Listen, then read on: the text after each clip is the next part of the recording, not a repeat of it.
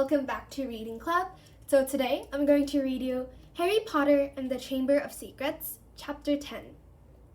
Chapter 10, The Rogue Bludger. Since the disastrous episode of the Pixies, Professor Lockhart had not brought live creatures to class. Instead, he read passages from his books to them and sometimes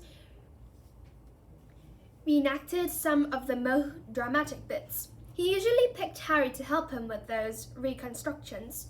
So far, Harry had been forced to play a simple Transylvanian villager whom Lockhart had cured of a babbling curse, a yeti with a head cold, and a vampire who had been unable to eat anything except lettuce since Lockhart had dealt with him.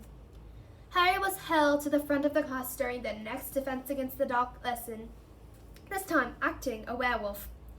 If he hadn't had a very good reason for keeping Lockhart in a good mood, he would have refused to do it. Nice howl, Harry, exactly. And then, if you'll believe it, I pounced like this, slammed him to the floor. Thus, with one hand I managed to hold him down. With my other, I put my wand to his throat. I then screwed up my remaining string and performed the immensely complex homorphous charm. He let out a piteous moan. Go on, Harry, higher than that. Good. The fur vanished, the fangs shrank, and he turned back into a man. Simple yet effective, and another village will remember me forever as the hero who delivered them from the monthly terror of werewolf attacks. The bell rang and Lockhart got to his feet. Homework, compose a poem of my defeat of the Wagga Wagga werewolf. Sign copies of Magical Me to the author of the best one. The class began to leave. Harry returned to the back of the room, where Ron and Hermione were waiting. Ready? Harry muttered. Wait till everyone's gone, said Hermione nervously. All right. She approached Lockhart's desk, a piece of paper clutched tightly in her hand, Harry and Ron right behind her. Professor Lockhart, Hermione stammered. I wanted to get this book out of the library, just for background reading. She held out the piece of paper, her hand shaking slightly. But the thing is, it's in the restricted section of the library, so I need a teacher to sign for it. I'm sure it would help me understand what you say in Gaddling with Ghouls about slow-acting venoms. Gaddling with Ghouls, said Lockhart, taking the note from Hermione and smiling widely at her. Possibly my favourite book. You enjoyed it? Oh yes, said Hermione eagerly. So clever the way you trapped that last one with a tea strainer. Well, I'm sure no one will mind me giving the best student of the year a little extra help, said Lockhart warmly, and he pulled out an enormous peacock quill. Yes, nice, isn't it? He said, misreading the revolted look on Ron's face. I usually save it for book signings. He scrawled an enormous loopy signature on the note and handed it back to Hermione. So, Harry, said Lockhart, while Hermione folded the note with fumbling fingers and slipped it into her bag. Tomorrow's the first Quidditch match of the season, I believe. Gryffindor against Slytherin, is it not? I hear you're a useful player. I was a seeker too. I was asked to try for the national squad, but preferred to dedicate my life to the education of the dark forces. Still, if you ever feel the need for a little private training, don't hesitate to ask. Always happy to pass on my expertise to less able players. Harry made an indistinct noise in his throat and then hurried off after Ron and Hermione. I don't believe it, he said as the three of them examined the signature on the note. He didn't even look at the book we wanted. That's because he's a brainless git, said Ron. But who cares? We've got what he needed. He is not a brainless git, said Hermione shrilly as they half ran toward the library. Just because he said you were the best student of the year. They dropped their voices as they entered the muffled stillness of the library. Madame Pince, the librarian, was a thin, irritable woman who looked like an underfed vulture. Most potent potions, she repeated suspiciously, trying to take the note from Hermione, but Hermione wouldn't let go. I was wondering if I could keep it, she said breathlessly. Oh, come on, said Ron, wrenching it from her grasp and thrusting it at Madame Pince. We'll get you another autograph. Lockhart will sign anything if it stands still long enough. Madame Pince held the note up to the light as though determined to detect a forgery, but it passed the test. She stalked away between the lofty shelves and returned several minutes later carrying a large and mouldy-looking book. Hermione put it carefully into her bag and they left, trying not to walk too quickly or look too guilty. 5 minutes later, they were barricaded in Moaning Myrtle's out-of-order bathroom once again. Hermione had overridden Ron's objections by pointing out that it was the last place anyone in their right minds would go, so they were guaranteed some privacy. Moaning Myrtle was crying noisily in a store, but they were ignoring her, and she them. Hermione opened most potent potions carefully, and the three of them bent over the damp-spotted pages. It was clear from a glance why it belonged in the restricted section. Some of the potions had effects almost too gruesome to think about, and there were some very unpleasant illustrations, which included a man who seemed to have been turned inside out and a witch sprouting several extra pairs of arms out of her head. "Here it is," said Hermione excitedly as she found the page headed "The Polyjuice Potion." It was decorated with the drawings of people halfway through transforming into other people. Harry sincerely hoped the artist had imagined the look of intense pain on their faces.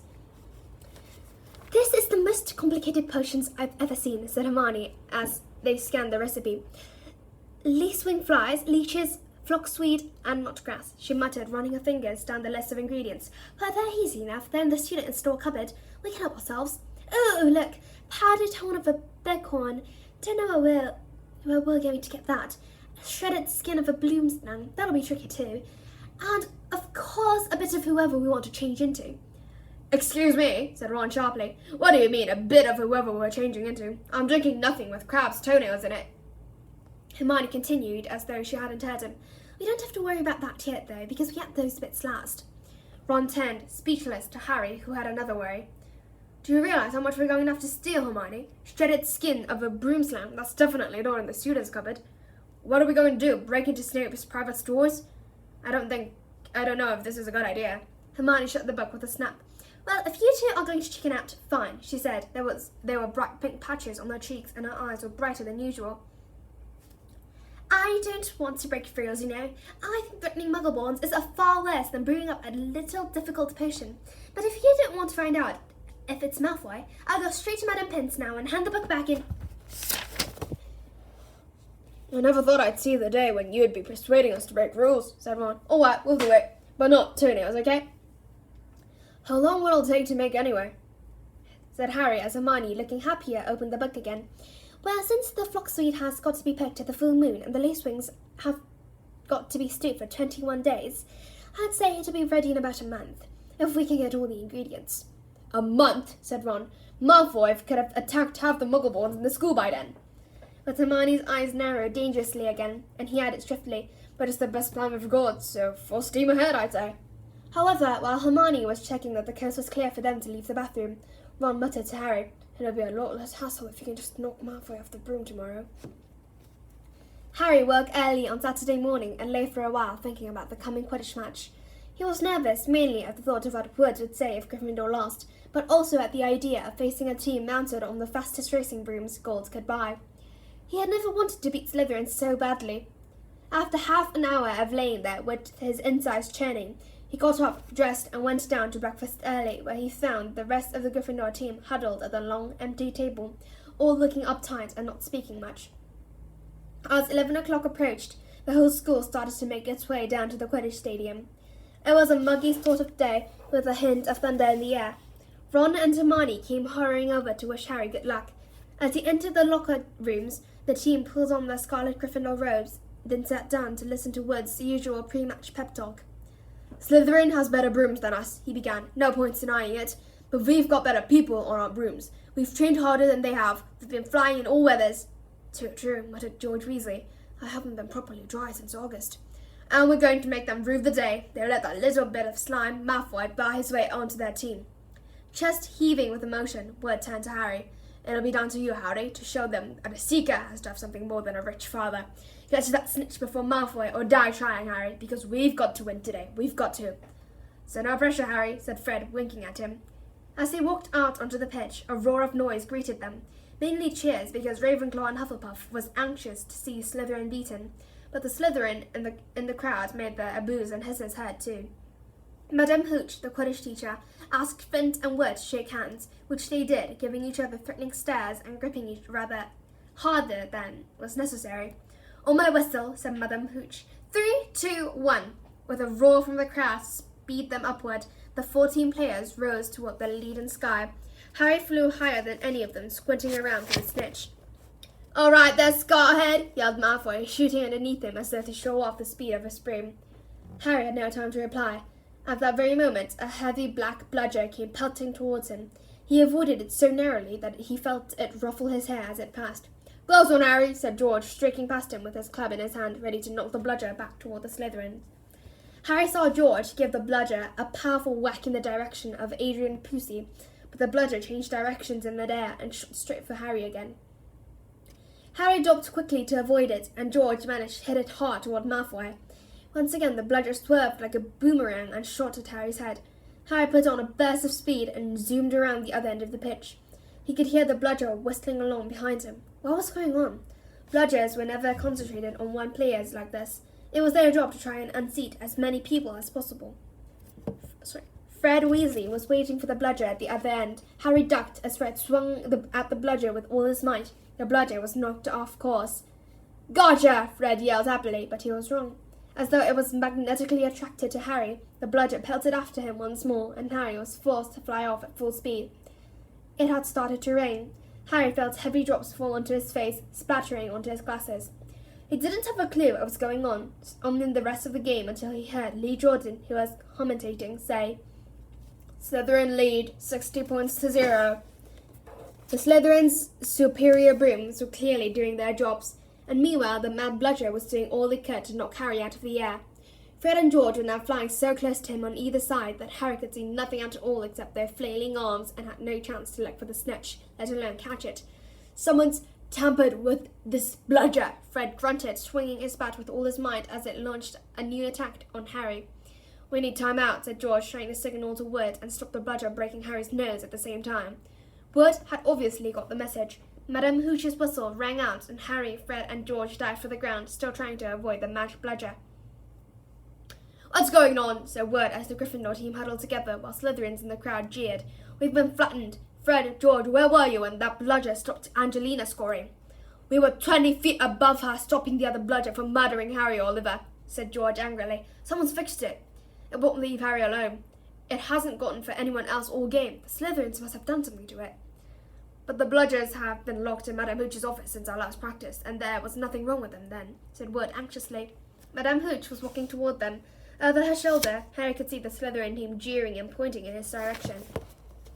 "Listen," said Harry as she came nearer and nearer. "With you two flying around me all the time, the only way I'm going to catch the snitch if it flies up my sleeve.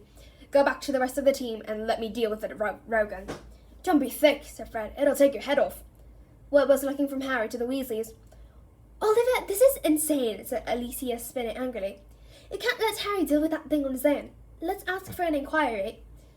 "If we stop now, we'll have to forfeit the match," said Harry. "And we're not losing to Slytherin just because of a crazy bludger. Come on, Oliver, tell them to leave me alone."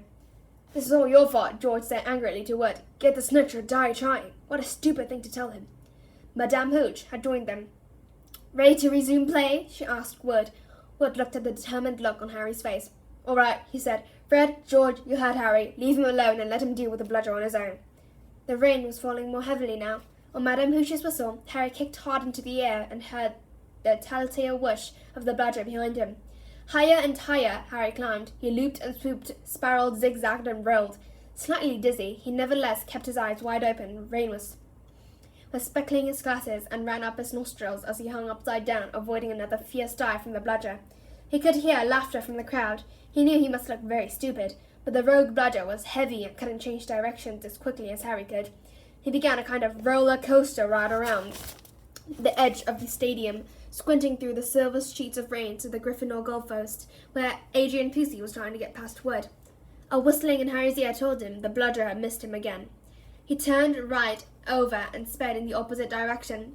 "Training for the ballet, Potter!" yelled Malfoy, as Harry was forced to do a stupid kind of twirl in mid-air to dodge the bludger. And he fled, the bludger trailing a few feet behind him, and then, glaring back at Malfoy in hatred, he saw it, the golden snitch. It was hovering inches from Malfoy's left ear, and Malfoy, busy laughing at Harry, hadn't seen it.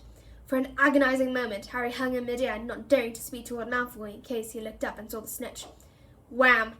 He had stayed still a second too long. The bludger had hit him at last, smashed into his elbow, and Harry felt his arm break. Dimly, dazed by the searing pain in his arm, he slid sideways on his rain-drenched broom, one knee still crooked over it, his right arm dangling uselessly at his side. The bludger came pelting back for a second attack, this time aiming at his face. Harry swerved out of the way, one idea firmly lodged in his numb brain: get to Malfoy. Through a haze of rain and pain, he dived for the shimmering, sneering face below him and saw its eyes widen with fear. Malfoy thought Harry was attacking him. "What the—" he gasped, careening out of Harry's way. Harry took his remaining hand off his broom and made a wild snatch. He felt his fingers close on the cold snitch, but was now only gripping the broom with his legs, and there was a yell from the crowd below as he headed straight for the ground, trying hard not to pass out. With a splattering thud, he hit the mud and rolled off his broom. His arm was hanging at a very strange angle. Red with pain, he heard, as though from a distance, a good deal of whistling and shouting. He focused on the snitch clutched in his good hand.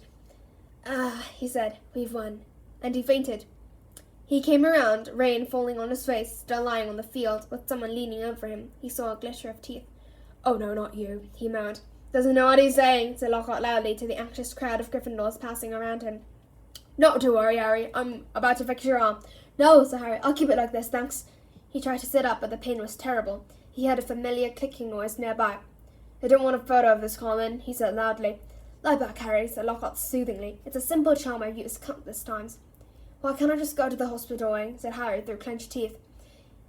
"He should really, Professor," said a muddy Wood, who couldn't stop grinning even though his seeker was injured. "Great capture, Harry. Really spectacular. Your best yet, I'd say." Through the thicket of legs around him, Harry spotted Fred and George Weasley wrestling the rogue bludger into a box. It was still putting up a terrific fight. "Stand back," said Lockhart, who was rolling up his jade green sleeves. "No, don't," said Harry weakly, but Lockhart was twirling his wand, and a second later had directed it straight at Harry's arm. A strange and unpleasant sensation started at Harry's shoulder and spread all the way down to his fingertips. It felt as though his arm was being deflated. He didn't dare look at what was happening. He had shut his eyes, his face turned away from his arm, but his worst fears were realized as the people above him gasped and Colin Creevey began clicking away madly. His arm didn't hurt anymore, nor did it feel remotely like an arm. "Ah," said Lockhart. "Yes, well, that can sometimes happen. But the point is, the bones are no longer breaking. That's the thing to bear in mind. So Harry, just toddle up to the hospital wing. Mr. Weasley, Miss Granger, would you escort him? And Madame Pomfrey will be able to tidy you up a bit." As Harry got to his feet, he felt strangely lopsided. Taking a deep breath, he looked down at his right side. What he saw nearly made him pass out again. Poking out at the end of his robes was what looked like a thick, flesh-coloured rubber glove. He tried to move his fingers. Nothing happened. Lockhart hadn't mended Harry's bones. He had removed them. Madame Pomfrey wasn't at all pleased. "You should have come straight to me," she raged, holding up the sad, limp remainder of what, half an hour before, had been a working arm. "I can mend bones in a second, but growing them back—" "You will be able to, won't you?" said Harry desperately. "I'll be able to, certainly, but it will be painful," said Madame Pomfrey grimly, throwing Harry a pair of pajamas. "He'll have to stay the night." Hermione waited outside the curtain drawn around Harry's bed, while Ron helped him into his pajamas. It took a while to stuff the rubbery, boneless arm into his sleeve. "How can you stick up for Lockhart now, Hermione, eh?" Ron called through the curtain as he pulled Harry's limp finger through the cuff. If Harry had wanted deboning, he could have asked. "Anyone can make a mistake," said Hermione, "and it doesn't hurt anymore, does it, Harry?" "No," said Harry, getting into bed, "but it doesn't do anything else either." As he swung himself onto the bed, his arm flapping pointlessly, Hermione and Madame Pomfrey came around the curtain. Madame Pomfrey was holding a large bottle of something labelled Skelly Grow. "You're in for a rough night," she said, pouring out a steaming beakerful and handing it to him. "Regrowing bones is a nasty business." So was taking the Skelly Grow. It burnt Harry's mouth and throat as it went down, making him cough and splutter, still tutting about dangerous sprouts and inept teachers. Madame Pomfrey retreated, leaving Ron and Hermione to help Harry gulp down some water. "We won, though," said Ron, a grin breaking across his face. "That was some catch you made." Malfoy's face. He looked ready to kill. "I want to know how he fixed that bludger," said Hermione darkly. "We can add that to the list of questions we'll ask him when we've taken the Polyjuice potion," said Harry, sinking back onto his pillows. "I hope it tastes better than this stuff." If it's got bits of Slytherin in it?" "You've got to be joking," said Ron. The door of the hospital wing burst open at that moment. Filthy and soaking wet, the rest of the Gryffindor team had arrived to see Harry. "Unbelievable flying, Harry," said George. "I just seen Malfoy. I've just seen Marcus Filch yelling at Malfoy. Something about having the snitch on top of his head and not noticing. Malfoy didn't seem too happy." They had brought cakes, sweets, and bottles of pumpkin juice. They gathered around Harry's bed and were just getting started to what promised to be a good party, and Madame Pomfrey came storming over and shouting, "This boy needs rest. She's got 33 bones to go. Out! Out! And Harry was left alone with nothing to distract him from the stabbing pains in his limp arm. Hours and hours later, Harry woke quite suddenly in the pinched blackness and gave a small yelp of pain. His arm now felt full of large splinters. For a second, he thought that was what had woken him. Then, with a thrill of horror, he realized that someone was sponging his forehead in the dark. "Get off!" he said loudly, and then, "Dobby!" The house elf's goggling tennis ball eyes were peering at Harry through the darkness. A single tear was running down his long pointed nose. "Harry Potter came back to school," he whispered miserably. "Dobby warned and warned Harry Potter. Ah, sir, why didn't you heed Dobby? Why didn't Harry Potter go back home when he missed the train?" Harry heaved himself up his pillow and pushed Dobby's sponge away. "What are you doing here?" he said. "And how do you know I missed the train?" Dobby's lip trembled, and Harry was seized by a sudden suspicion. "It was you," he said slowly. "You stopped the barrier from letting us through." "Indeed, yes, sir," said Dobby, nodding his head vigorously, ears flapping. "Dobby hid and watched for Harry Potter and sealed the gateway, and Dobby had to iron his hands afterward." He showed Harry 10 long bandaged fingers. "But Dobby didn't care, sir, for he thought Harry Potter was safe, and never did Dobby dream that Harry Potter would go to school another way." He was rocking backward and forward, shaking his ugly head. Dobby was so shocked when he heard Harry Potter was back at Hogwarts, he let his master's dinner burn. Such a flogging Dobby never had, sir. Harry slumped back onto his pillows. "You nearly got Ron and me expelled," he said fiercely. "You'd better get lost before my bones come back, Dobby, or I might strangle you." Dobby smiled weakly. "Dobby is used to death threats, sir. Dobby gets them 5 times a day at home." He blew his nose on a corner of the filthy pillowcase he wore, looking so pathetic that Harry felt his anger ebb away in spite of himself. "Why do you wear that thing, Dobby?" he asked curiously. "This, sir," said Dobby, plucking out the pillowcase. "'Tis a mark of the house elf's enslavement, sir. Dobby can only be freed if his masters present him with clothes, sir. The family is careful not to pass Dobby even a sock, sir, for then he would be free to leave their house forever." Dobby mopped his bulging eyes and said suddenly, "Harry Potter must go home. Dobby thought his bludger would be enough to make—" "Your bludger," said Harry, anger rising once more. "What do you mean, your bludger? You made the bludger try to kill me." "Not kill you, sir, never kill you," said Dobby, shocked. "Dobby wants to save Harry Potter's life. Better send home grievously injured than remain here, sir. Dobby only wanted Harry Potter hurt enough to be sent home." "Oh, is that all?" said Harry angrily. "I don't suppose you're going to tell me why you wanted me sent home in pieces." "Ah, if Harry Potter only knew," Dobby groaned, more tears dripping onto his ragged pillowcase. "If he knew what he means to us, to the lowly, the enslaved, we dregs of the magical world. Dobby remembers how it was when he who must not be named was at the height of his powers, sir. We house elves were treated like vermin, sir. Of course, Dobby is still treated like that, sir," he admitted, drying his face on the pillowcase. "But mostly, sir, life has improved for my kind as you triumph over the Dark Lord's over he who must not be named. Harry Potter survived, and the Lord's powers were broken, and it was a new dawn, sir, and Harry Potter shone like a beacon of hope for those who had thought the dark days would never end, sir. And now, at Hogwarts, terrible things are to happen, or perhaps happening already, but Dobby cannot let Harry Potter stay here now that history is to repeat itself, now that the Chamber of Secrets is open once more." Dobby froze, horror-struck, then grabbed Harry's water jar from his bedside table and cracked it over his own head, toppling out of sight.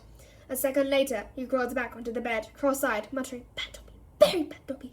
"So there is a Chamber of Secrets," Harry whispered. "And did you say it had been opened before? Tell me, Dobby." He seized the elf's bony wrist as Dobby's hand inched towards the water jug. "But I'm not Muggle-born. How can I be in danger from the chamber?" "Ah, sir, ask no more of poor Dobby," stammered the elf, his eyes huge in the dark. "Dark deeds are planned in the place, but Harry Potter must not be here when they happen. Go home, Harry Potter. Go home. Harry Potter must not meddle in this, sir. 'Tis too dangerous." "Who is it, Dobby?" Harry asked, keeping a firm hold of Dobby's wrist to stop him from hitting himself with the water jug again. "Who's opened it before? Who opened it last time?" "Dobby can't tell, sir. Dobby can't." "Dobby mustn't tell," squealed the elf. "Go home, Harry Potter. Go home." "I'm not going anywhere," said Harry fiercely. "One of my best friends is Muggle-born. She'll be in first in line if the chamber really has been opened." "Harry Potter risks his own life for his friends," moaned Dobby, in a kind of miserable ecstasy. "So noble, so valiant, but he must save himself. He must. Harry Potter must not." Dobby suddenly froze, his fat ears quivering. Harry heard it too. There were footsteps coming down the passageway outside.